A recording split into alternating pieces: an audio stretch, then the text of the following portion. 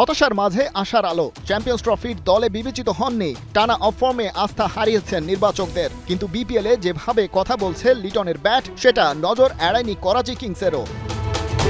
আমার কাজ হচ্ছে এখানে পারফর্ম করা, যেটা করতে পারতেছিলাম না এতদিন। আমি ওটার জন্য হয়তো আপসেট ছিলাম, কীভাবে ওখান থেকে ডেলিভার করা যায় পারফরমেন্স।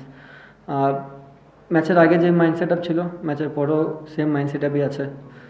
আমি সবসময় একটা কথা বলি, আজকের দিনটায় অলরেডি পাস্ট। হ্যাঁ, আমি একটা হয়তো বা আমার কেরিয়ারে ভালো ইনিংস খেলেছি, বাট আমি নেক্সট ম্যাচ গেলে আবার আমাকে 0 থেকে করতে হবে। রবিবার বিপিএলে ঢাকা ক্যাপিটালসের হয়ে 55 বলে 125 রানের পর লিটন অনেকটা আক্ষেপ নিয়ে আফটার ম্যাচ প্রেস কনফারেন্সে বলছিলেন, তার এতদিন পরে এসে কি করতে পারেন সেটা সবারই জানা আছে করাচি কিংসেরও। তাই তো নাহিদ রানার পর দ্বিতীয় বাংলাদেশি পিক হিসেবে one of the finest tiger batter লিটনকে দলে টেনেছে তারা। ড্রাফটের হোস্ট হিসেবে থাকা সাবেক ইংলিশ ক্রিকেটার ডমিনিক কর্ক মনে করিয়ে দিয়েছেন আগের রাতের দুর্দান্ত নকের কথাও, অর্থাৎ লিটন এখন দারুণ ফর্মে। কর্ক যা বলেছেন তা তো বলেছেনই। লিটনের ব্যাপারে করাচি দুর্গেও বার্তাটা পরিষ্কার, টপ অর্ডারে না হলেও তার মতো একজন অভিজ্ঞ ব্যাটার মিডল অর্ডারে পুরনো বলে হয়ে উঠতে পারেন দারুণ ইফেক্টিভ।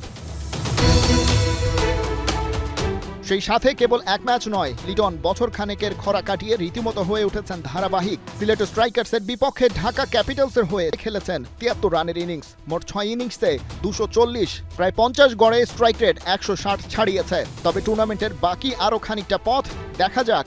মাঝপথে জাদুর মতো ফর্মে ফেরা লিটন বিপিএলটা কিভাবে শেষ করেন। খালিদ জামিল, 71।